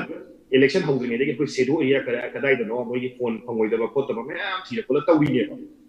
sida khoi aina haining ngom ta mo akoi nga sai gi election ma ko pakanda right from ECI da ki pullaga akoi ki almost every personnel yawi bane ba khoi da ki critical loiba khoi da ki maru we ba ai wakhan da ne khanja ba de nga sai gi polling butal lei ba personnel sing akoi presiding officer da ki mali polling mohoi ne ba makoi sina phadana thabak tawra di kaisu problem le ningai leke tabu moi su hona do adum hona jagani kana gu nim laga magi hoina tabu si magi expert documents ki matu ina mana photo identity card ko ma photo ko yi ka echu mi harga di moi tabu tabu sunga ya ba te ba aduga thadani ge harga su or ai photograph or sonya ram ama taram harga su procedures le jari ba aduna steps ti adum apagi comply to na bagi steps ti lei sarkar na dum tham loopholes khare le ram ya khare na tho me ama taram be but then madudi black talk na bari dum phona rakani at the same time masai kari gumba akoi intimidation to rak khona ga to no kolan masi to dum na sidi hills ki wana te valley ki wana hill valley dum to ani khallis even impersonate the valley dum khadi ya to ta yaura ga su adum action law da ti phara adum donori ko loin donori mas kanu sigi azana kan chapchana to ri banga tani hajari ba aduna ngasai ki election ji akoi ki amarom thaga di aina khanjaba evolving pot amane mamangi election ta gudagi maduda asoiba yaw ki ko thum yam du handa kitang ko plak to kane ba mathang ida hena khajana ko to kani mathang aduna smai evolving ne sak do pot amane hai ba aduna kaino ngasai ki lei posi hujikte ta soiba hai si ngasai ki sina exactly akoi ki kaino gi magi terms and conditions sama boundary manung da sidagi lanthok ya ya kitang ve ko lei da na boundary do kitang hindu injini lakani but then madu plak to raga akoi gi ECI gi oina CO gi oina government gi oina main idea di kaino ha kanda free and fair election level playing field MCC gi oina masini mo ko ta jaga do ise adu nga sai gi aina mar kano gi local lam dai da tamo kanam ta hajara mi sai ko tamo ko ta haise ti ga ko yaw ko ji ticket lau thora kanda position ama mayam tor ka do yaw masi tawya ro kai gi no ai ta ga di handaki kana ko bi galaxy matu in law bi ka ai do ki ka na ki share ha kana clear cut road show padiyatra bike vehicle rally position amata ya de sing na hai adu masi su ya kanjer adu ga ngasai gi akoi gi kano gi web casting ko ko pada ya da ko ta yaw sometimes ya da yaw iko sigi si akoi gi masi marda kano ta marda kano ta koi sik tabo hemata na ju ta ping re koi ticket se hadro gi matam da koi don tin ba gi ngai ba de bumla da gi ngai ba rese samna ga na hogi ba koi gang ai gi kano gi koi gi kumai thok to gi ba koi gi chok kano gi koi gi kumai ni thana na to gi ba matam da ju so koi ai koi gi yum ma da bumla je paka paka ba ko ju tai ba adagi hujik se ticket lok thwen khala si ticket se lok thok ba matam je koi gi don tin ba yar we habi re adagi mi pun ba yar we habi re masi pose yar we haina yar we pose to ning mi kang ko ju lei ri hari ba lakchani posi tamo hemetana takpi gi posi masi gi posi taw mi khana yaw re ana khala se masi posi ko mi bana complaint madu da gi matam da ko gi CEO gi mai ke da gi de toana thadu pa mi sing ju lei re madu gi potu na tabi da so mu masi posi khabar ka ga so mu yaw re khala si video da ri pau da kai da mu madu gi potu da complaint lakte tar ga di madu gi potu taw de hana CEO na lobby dori bra na ta madu karma mi ko to kai da ngasai gi tamos ko sar paunu habi ki bato sumai to raga akoi gi hujiki wat na te ticket lau thoi wat na te hujik su dum akoi gi don tin ko pa election ke be lau ga ko sa pasi yadi yada bu se ikoi koi na igo ai thene ki ba miauri kana gu nu pa amana mamin da hajar ina no meso ina mana campaign to jari to civil da sumai fine to na ko na ai yin mang do sumai election ke ni to ina ti bata ko ta akoi HSC ka bu chatlaga adum yengwe ba matam da bu de leram dre hai mission chatlam me ko ti ti ru phang ki dre tabu tabu akoi FSC flying squad hai ni mo ko sa to ri ne at the same time ꯑꯩꯈꯣꯏꯒꯤ police personnel ꯑꯃ ꯂꯩꯔꯤ ꯃꯣꯏꯅꯁꯨ ꯌꯥꯝ ꯊꯤꯡꯉꯤ ꯑꯗꯨꯅ ꯍꯟꯗꯛꯇꯤ ꯁꯤꯒꯤꯁꯤꯗ ꯑꯩ ꯇꯧꯔꯔꯣꯏꯗ꯭ꯔꯥꯅ ꯈꯜꯂꯦ ꯁꯦꯡꯅ ꯇꯧꯔꯔꯣꯏꯗ꯭ꯔꯥ ꯇꯃꯣ ꯑꯩꯉꯣꯟꯗ ꯌꯥꯝ ꯇꯦꯜꯂꯞꯅ ꯀꯩ ꯍꯥꯏꯕꯤꯅꯤꯡꯉꯤꯅꯣ ꯇꯧꯔꯛꯄ ꯇꯥꯔꯒꯁꯨ ꯑꯩꯅ ꯃꯌꯥꯝꯗ ꯑꯩꯈꯣꯏꯒꯤ ꯇꯥꯃꯣꯒꯤ ꯑꯩꯈꯣꯏꯒꯤ ꯀꯩꯅꯣꯒꯤ ISCOMꯒꯤ ꯈꯨꯠꯊꯥꯡꯗ ꯍꯥꯏꯅꯤꯡꯉꯤꯁꯤ ꯑꯦꯅꯤ ꯀꯣꯝꯄ꯭ꯂꯦꯟ ꯂꯩꯕꯗꯣ ꯇꯧꯕꯤꯔꯣ ꯀꯤꯗꯅ ꯇꯧꯕꯤꯔꯣ ꯍꯥꯏꯕꯅꯤꯗ ꯑꯦꯅꯣꯅꯥꯏꯃꯁ ꯑꯣꯏꯒꯗꯧꯕꯅꯤ ꯃꯁꯤꯗ ꯀꯩꯅꯣ ꯇꯧꯅꯤꯡꯉꯥꯏ ꯂꯩꯇꯦ ꯑꯩꯈꯣꯏꯅ ꯍꯟꯗꯛꯀꯤ ꯂꯥꯛꯏꯕ ꯚꯣꯠꯁꯤꯗ ꯐꯖꯅ ꯃꯤꯍꯨꯠ ꯑꯃ ꯐꯖꯅ ꯐ꯭ꯔꯤ ꯑꯦꯟ ꯐꯦꯌꯔ ꯑꯣꯏꯅ ꯈꯜꯍꯧꯗ꯭ꯔꯒꯗꯤ ꯍꯌꯦꯡ ꯀꯩꯒꯨꯝꯕ ꯑꯋꯥꯕ ꯇꯥꯔꯛꯄ ꯀꯥꯟꯗ ꯑꯩꯈꯣꯏꯅ ꯀꯅꯥꯗ ꯇꯥꯏꯅꯗꯣꯏꯅꯣ ꯑꯩꯈꯣꯏꯗ ꯇꯥꯏꯅ ꯇꯃꯣ ꯇꯦꯟꯇꯧꯅ ꯇꯃꯣ ꯑꯩꯉꯣꯟꯗ ꯀꯩ ꯍꯥꯏꯕꯤꯅꯤꯡꯉꯤ ꯇꯃꯣ ꯑꯩꯈꯣꯏ ꯅꯥꯁꯤꯒꯤ ꯋꯥꯐꯝ ꯖꯁ ꯌꯥꯝ ꯅꯨꯡꯉꯥꯏ ꯑꯩꯒꯤ ꯑꯄꯤꯜ ꯑꯃꯈꯛ ꯂꯩꯖꯩ ꯑꯄꯤꯜꯗꯨꯗꯤ ꯑꯩꯅ ꯍꯥꯏꯖꯔꯤꯕꯁꯤ ꯉꯁꯥꯏꯒꯤ ꯋꯥꯀꯠꯄ ꯍꯥꯏꯕꯁꯦ ꯋꯥꯀꯠꯄꯁꯤ ꯑꯩꯈꯣꯏꯒꯤ ꯏꯟꯗꯤꯌꯥꯒꯤ ꯍꯧꯅꯕꯤꯅꯤꯀꯣ ꯁꯤꯁꯦ ꯑꯩꯈꯣꯏꯒꯤ ꯁꯦꯅꯤꯌꯔ ꯑꯦꯗꯚꯣꯀꯦꯠꯁꯨ ꯌꯥꯎꯕꯤꯔꯤꯀꯣ ꯑꯩꯈꯣꯏ ꯀꯣꯔꯠꯇ ꯍꯦꯛ ꯂꯥꯛꯀꯥꯟꯗꯗꯤ ꯀꯩꯗꯧꯒꯦꯕ ꯃꯥꯒꯤ ꯋꯤꯠꯅꯦꯁ ꯁꯥꯈꯤꯁꯤꯗ ꯇꯥꯔꯛꯑꯦꯕ ꯑꯗꯣ ꯁꯥꯈꯤꯁꯤ ꯁꯨꯕ ꯊꯣꯛꯀꯦꯁꯨ ꯇꯧꯕ ꯌꯥꯏ ꯍꯥꯏꯕ ꯄꯣꯠ ꯑꯃꯁꯨ ꯂꯩꯕꯅꯤꯅ ꯃꯤꯒꯤ ꯁꯥꯈꯤ ꯉꯥꯏꯗꯕꯤꯗ ꯃꯤꯒꯤ ꯀꯝꯄ꯭ꯂꯦꯟ ꯉꯥꯏꯗꯕꯤꯗꯁꯨ ꯈꯔ ꯑꯦꯛꯇꯤꯚ ꯑꯣꯏꯍꯟꯅꯤꯡꯉꯤ ꯑꯩ ꯍꯥꯏꯔꯤꯁꯤ ꯍꯦꯟꯅ ꯐꯅꯕꯅꯤꯀꯣ ꯃꯤꯌꯥꯝꯁꯤ ꯑꯩꯈꯣꯏꯒꯤ ꯀꯝꯄ꯭ꯂꯦꯟ ꯇꯧꯕꯒꯤ ꯍꯩꯅꯕꯤꯁꯨ ꯀꯌꯥ ꯂꯩꯇꯒꯨꯝ ꯇꯧ ꯑꯗꯒꯤꯗꯤ ꯑꯀꯤꯕꯒꯤ ꯍꯥꯏꯇꯥꯔꯦꯀꯣ ꯑꯩꯈꯣꯏ ꯁ꯭ꯋꯥꯏꯗꯕꯨ ꯈꯔ ꯀꯤꯕ ꯐꯕꯩ ꯋꯥꯅꯤ ꯆꯤꯡꯗꯒꯥꯗꯦꯕꯀꯣ ꯑꯃꯨꯛꯈꯛ ꯇꯝꯅꯈꯤꯔꯛꯄꯁꯤꯅꯅꯦꯀꯣ ꯑꯗꯨꯝ ꯃꯄꯨꯟꯁꯤ ꯆꯨꯞꯄ ꯑꯗꯨꯝ ꯀꯤꯕ ꯌꯥꯎꯔꯤ ꯄꯣꯠꯅꯤꯗ ꯁꯤ ꯄꯣꯠꯁꯦ ꯑꯗꯨꯅ ꯁꯤ ꯄꯣꯠꯁꯦ ꯑꯗꯨꯝ ꯍꯦꯛ ꯂꯥꯛꯄꯗ ꯃꯣꯏ ꯂꯥꯛꯑꯦ ꯇꯥꯕꯗꯕꯀꯣ ꯑꯗꯨꯝ ꯑꯃꯥꯡꯕ ꯊꯣꯛꯄ ꯌꯥꯎꯔꯤ ꯄꯣꯠ ꯑꯃꯅꯦꯕ ꯁꯦ ꯁꯤꯒꯨꯝꯕ ꯄꯣꯠꯁꯤ ꯂꯩ ꯑꯗꯨꯅ ꯁꯤꯒꯨꯝꯕ ꯃꯤꯌꯥꯝꯒꯤ ꯃꯦꯟꯗꯦꯠꯁꯦ ꯐꯪꯅꯅꯕꯒꯤꯗꯃꯛꯇ ꯉꯁꯥꯏꯒꯤ ꯏꯂꯦꯛꯁꯟ ꯑꯣꯊꯣꯔꯤꯇꯤꯅ ꯍꯥꯏꯇꯥꯔꯦꯀꯣ ꯂꯧꯈꯠꯄ ꯌꯥꯕ ꯊꯕꯛꯁꯤꯡꯁꯦ ꯂꯧꯈꯠꯄꯤꯌꯨ ꯑꯗꯨꯒ ꯍꯧꯖꯤꯛꯀꯤ ꯑꯩꯅ ꯉꯁꯥꯏ ꯍꯥꯏꯖꯩꯗꯣ ꯍꯔꯥꯎꯕ ꯐꯣꯡꯗꯣꯛꯄꯒꯤꯗ ꯌꯥꯔꯣꯏ ꯍꯥꯏꯗꯣ ꯌꯥꯔꯣꯏꯗꯨꯗꯤ ꯑꯩꯈꯣꯏꯁꯨ ꯈꯪꯉꯤ ꯌꯥꯗꯦꯁꯨ ꯑꯩꯈꯣꯏ ꯈꯪꯉꯦꯕꯀꯣ ꯌꯥꯗꯦꯗꯣ ꯊꯕꯛ ꯆꯥꯎꯈꯠꯅꯅꯕꯒꯤꯗꯃꯛꯇ ꯊꯧꯔꯥꯡ ꯇꯧꯔꯒ ꯂꯩꯕꯤꯌꯣꯅ ꯁꯤꯝꯇꯪ ꯑꯄꯤꯜ ꯇꯧꯖꯔꯒ ꯂꯣꯏꯁꯤꯟꯖꯔꯦ ꯇꯥꯃꯣ ꯃꯗꯨꯗ ꯀꯩꯅꯣꯝꯇ ꯑꯩ ꯑꯦꯄꯦꯟ ꯇꯧꯖꯍꯧꯒꯦ ꯇꯥꯃꯣ ꯍꯧꯖꯤꯛꯀꯤ ꯇꯥꯃꯣꯅ ꯍꯥꯏꯕ ꯌꯥꯝ ꯐꯖꯔꯕꯅꯤ ꯃꯗꯨꯅꯦꯕ ꯈ꯭ꯋꯥꯏꯗꯒꯤ ꯃꯦꯟ ꯄꯣꯏꯟ ꯑꯩꯈꯣꯏꯒꯤ ꯃꯌꯥꯝꯅ ꯀꯝꯄ꯭ꯂꯦꯟ ꯇꯧꯕ ꯉꯥꯏꯗꯅ ꯑꯩꯈꯣꯏꯒꯤ ꯁꯨꯝꯕꯊꯣꯗ ꯑꯩꯈꯣꯏꯅ ꯂꯧꯈꯠꯄꯁꯦ ꯑꯗꯨꯒꯤꯗꯣ ꯇꯥꯃꯣ ꯑꯩ ꯑꯦꯛꯖꯥꯝꯄꯜ ꯑꯣꯏꯅꯁꯨ ꯄꯤꯖꯔꯛꯀꯦ ꯑꯩꯈꯣꯏꯗꯁꯨ ꯇꯥꯃꯣ ꯍꯧꯖꯤꯛꯀꯥꯟꯗꯤ ꯐꯦꯁꯕꯨꯛꯇ ꯑꯃꯗ ꯋꯥꯆꯦꯞꯇ ꯚꯥꯏꯔꯦꯜ ꯄꯪꯑꯣꯏꯗ ꯑꯣꯏꯔꯤ ꯑꯗꯨꯅ ꯃꯌꯥꯝꯅ ꯐꯣꯔꯋꯥꯔꯗ ꯊꯦꯡꯅꯕ ꯌꯥꯎꯋꯦꯕ ꯉꯔꯥꯡ ꯍꯟꯗꯛ ꯀꯨꯏꯗꯅ ꯑꯗꯨꯝ ꯑꯩꯈꯣꯏꯗ ꯎꯔꯛꯄ ꯌꯥꯎꯋꯦꯕ ꯏꯁꯥꯗ ꯀꯝꯄ꯭ꯂꯦꯟ ꯅꯠꯇꯕ ꯃꯌꯥꯝꯅ ꯇꯧꯅꯔꯛꯄ ꯀꯥꯟꯗ ꯒ꯭ꯔꯨꯞ ꯑꯃꯗꯒꯤ ꯐꯦꯁꯕꯨꯛ ꯑꯃꯗ ꯌꯦꯡꯀꯥꯟꯗ ꯈꯨꯗꯛꯇ ꯑꯩꯈꯣꯏꯁꯦ ꯑꯗꯨꯝ ꯑꯦꯅꯤ MCCꯒꯤ ꯑꯣꯏꯅ ꯑꯩ ꯅꯠꯇꯕꯗ ꯑꯩꯈꯣꯏꯒꯤ ꯑꯦꯂꯦꯛꯁꯟꯗ ꯂꯩꯕ ꯑꯣꯐꯤꯁꯔ ꯈꯨꯗꯤꯡꯃꯛꯅ ꯑꯗꯨ ꯃꯥꯒꯤ DCꯗ DOꯗ ꯃꯥꯅ ꯈꯪꯅ ꯈꯣꯠꯄ ꯁꯠ ꯇꯧꯋꯦꯕ ꯁꯤꯒꯤꯁꯦ ꯁꯨꯃꯥꯏꯅ ꯚꯥꯏꯂꯦꯁꯟ ꯂꯩꯔꯦ ꯏꯟꯀ꯭ꯋꯥꯏꯔꯤ ꯇꯧꯕꯗ ꯑꯩ ꯄꯟꯖꯔꯔꯣꯏ ꯀꯔꯝꯕ ꯀꯦꯁꯅꯣ ꯍꯥꯏꯕꯗꯤ ꯏꯄꯨꯏ ꯀꯨꯏꯗꯅ ꯉꯔꯥꯡ ꯍꯟꯇꯅꯤ ꯑꯩꯈꯣꯏꯅ ꯐꯦꯁꯕꯨꯛ ꯇꯧꯔꯛꯄ ꯀꯥꯟꯗ ꯈꯨꯗꯛꯇ DOꯗ ꯍꯥꯏꯕ ꯀꯥꯟꯗ DOꯅ ꯃꯁꯥꯅ ꯍꯥꯟꯅ ꯃꯥꯡꯖꯧꯅꯅ ꯑꯩꯅ ꯏꯟꯀ꯭ꯋꯥꯏꯔꯤ ꯂꯧꯈ꯭ꯔꯦꯅ ꯍꯥꯏꯔꯛꯑꯦꯕ ꯁꯨꯃꯥꯏꯅ ꯇꯧꯗꯅ ꯄ꯭ꯂꯁ ꯑꯩꯈꯣꯏꯅ ꯑꯦꯕ꯭ꯔꯤꯗे ꯑꯩꯈꯣꯏꯒꯤ ꯀꯩꯅꯣꯒꯤ ꯇꯣꯉꯥꯟꯅ ꯃꯤꯗꯤꯌꯥ ꯃꯣꯅꯤꯇꯔꯤꯡ ꯀꯃꯤꯇꯤꯁꯨ ꯂꯩꯖꯩ ꯇꯥꯃꯣ ꯑꯩꯈꯣꯏꯒꯤ ꯇꯣꯉꯥꯟꯅ ꯗꯦꯗꯤꯀꯦꯇꯦꯗ ꯁꯦꯜ ꯑꯃ ꯑꯌꯨꯛꯇꯒꯤ ꯅꯨꯡꯗꯥꯡꯐꯥꯎ ꯂꯩꯕ ꯑꯃ ꯑꯩꯈꯣꯏ ꯁꯤ ꯑꯣꯐꯤꯁꯇ ꯃꯣꯏꯅ ꯇꯧꯗꯣꯏꯁꯦ ꯃꯣꯏꯒꯤ ꯊꯕꯛꯁꯤ ꯃꯣꯏꯅ ꯁꯣꯁꯤꯌꯦꯜ ꯃꯤꯗꯤꯌꯥ ꯑꯃꯗꯤ ꯅꯪꯒꯤ ꯀꯩꯅꯣꯒꯤ ꯇꯥꯃꯣ ꯑꯩꯈꯣꯏꯒꯤ ꯈꯕꯔꯁꯤꯡꯁꯦ ꯅꯨꯡꯇꯤꯒꯤ ꯀꯗꯥꯏꯗ ꯀꯔꯤ ꯁꯨꯃꯥꯏꯅ ꯇꯧꯕ ꯌꯥꯎꯒꯦꯁꯦ ꯂꯧꯊꯣꯛꯑꯒ ꯄꯨꯊꯣꯛꯑ ꯎꯠꯇꯣꯏꯅꯦꯕ ꯁꯤꯗ ꯁꯨꯃꯥꯏꯅ ꯁꯣꯏꯔꯦꯅ ꯁꯨꯃꯣꯇꯣ ꯊꯛ ꯂꯧꯈꯠꯂꯦꯕ ꯑꯗꯨꯃꯛꯀꯣ ꯑꯗꯨꯅ ꯁꯨꯃꯣꯇꯣ ꯂꯧꯈꯠꯀꯅꯤ ꯇꯥꯃꯣ ꯃꯁꯤꯡꯗꯤ ꯑꯩꯈꯣꯏ ꯁꯣꯏꯗꯅ ꯂꯧꯈꯠꯀꯅꯤ ꯇꯥꯃꯣ ꯃꯁꯤꯡꯗꯤ ꯀꯩꯅꯣ ꯇꯧꯅꯤꯡꯗꯦ ꯇꯧꯕꯇꯕꯨ ꯑꯩꯅ ꯑꯩꯈꯣꯏꯒꯤ ꯁꯤꯒꯨꯝꯕꯗ ꯑꯩꯈꯣꯏꯅ ꯎꯕ ꯐꯪꯗꯕ ꯁꯨꯃꯣꯇꯣꯗꯁꯨ ꯎꯕ ꯐꯪꯂꯔꯣꯏꯗꯕꯗ ꯑꯇꯣꯞꯄ ꯀꯅꯥꯒꯨꯝꯕ ꯑꯃꯅ ꯑꯔꯣꯠꯄꯗ ꯀꯩꯅꯣꯝ ꯎꯔꯨꯕ ꯇꯥꯔꯒꯗꯤ ꯃꯗꯨꯁꯨ ꯀꯝꯄ꯭ꯂꯦꯟ ꯇꯧꯕꯗ ꯀꯤꯕꯤꯒꯅꯨ ꯑꯦꯅꯣꯅꯥꯏꯃꯁ ꯑꯣꯏꯅ ꯇꯧꯕ ꯌꯥꯔꯕꯅꯤ ꯍꯧꯖꯤꯛ ꯁꯤꯚꯤꯖꯤꯜꯗ ꯀꯩꯁꯨ ꯀꯩꯅꯣ ꯇꯧꯕ ꯂꯩꯇꯦ ꯑꯩꯈꯣꯏꯅꯁꯨ ꯗꯥꯏꯔꯦꯛ ꯑꯩꯈꯣꯏꯗ ꯆꯤꯊꯤ ꯇꯧꯔꯒ ꯑꯩꯈꯣꯏꯅ ꯑꯗꯨꯝ ꯂꯣꯠꯁꯤꯟꯖꯔ ꯊꯝꯕꯤꯒꯅꯤ ꯃꯥꯁꯨ ꯀꯩꯅꯣ ꯇꯧꯔꯒ ꯑꯦꯅꯣꯅꯥꯏꯃꯁ ꯑꯣꯏꯅ ꯊꯝꯕꯤꯒꯅꯤ ꯇꯧꯕꯇꯕꯨ ꯃꯁꯤꯒꯤꯁꯦ ꯐ꯭ꯔꯤ ꯑꯦꯟ ꯐꯦꯌꯔ ꯏꯂꯦꯛꯁꯟ ꯇꯧꯒꯦ ꯍꯥꯏꯇꯥꯔꯒꯗꯤ प्रजाꯒꯤ मागी कंट्रीब्यूशन है क्वाइटगी दरकार नि सरकार तौबा पुलिस तौबा अददे अखोगी आइन तौबा हाइबसिदी कनो अमने अखोगी साइड तगी सपोर्टिंग अमने हाइजरीबा मरु ओइबदी प्रजाने मतें पांबियु मदु तौरगदि तमो मसी फ्री एंड फेयर से सोइदना माइ पाकने खले ओके फनी यासे अरोइबो ओइना अखोगी पैनलिस्ट अहुम दा अखोगी ISCOM गी माइकै दे अरोइबो वहांग मुक्ति नचद्रे मसी अखोगी सजेशन गुम हाइतारे अखोगी हदकी पांथोकदरिबा मिखल सेदा कोविड की मसिंग से सुम हेंगलप तमो हेमदा यासे दे ओजा पांग सिगी पोट हेंगलइबा की पोचना सुम हेंगलक्तना अखोगी मिखल पांथोकदबा नुमित फावबा नुमित अनिसि फावदा अखोगी कोविड की कनोसी यामनो वांखलयना खल्लगा मैक्सिमम से कोविड पॉजिटिव ओइतागदी कोविड पॉजिटिव ओइबसिंगी बोट थादनबगी प्रोविजन से हुजि लेतबरा आई हाइजगे अदुगिदु हानना election commission of India then अदगिदी ECO ना लखोखिबा लेते पॉजिटिव ओइबा मयाम जिंसु पोस्टल बैलेट थांगदा वोट थादबा याने ना अदम हाइबा लेगरे अदो पोस्टल बैलेट असि मयाम ना हवाईगी सदरब पोस्टल बैलेट दगी मसखर होंबा कोइ उइ मस्य खोंथांग अमने ना आई लवी सागी पॉजिटिव ओइरगा पोस्टल बैलेट तालाइबा मीदो अदुगी केनो सिदा टीम मम चलगा हाइतारेको मंगोंदा अखोगी माना बोट थादगदे थादा हलगा अदम पोरकपा हाबदी थायना तौरबा ममांगै तौरबना मिरेप ओरिसिन हे पीदना तोम को मिरेप तुदा आइगी पोस्टल बेलोसिट थिलोरगेना थिबगी पीबदो अदुदि लेगदो मानदे अदो हाना न मदुगी थोरांदो याथोअगा लेग्रेना आई स्माइट ऑफ अदुदि सीओगी माइकेदगिसु पांथोकदरिबा मिखलसिगी मरी लेना कोई कोड ऑफ कंडक्ट से कोई मखा गाइडलाइंस मखा कोई यामना कन्ना चेक्सिन थोय थब होनबिरे हाबो थंबिरे स्टेट नोडल ऑफिसरना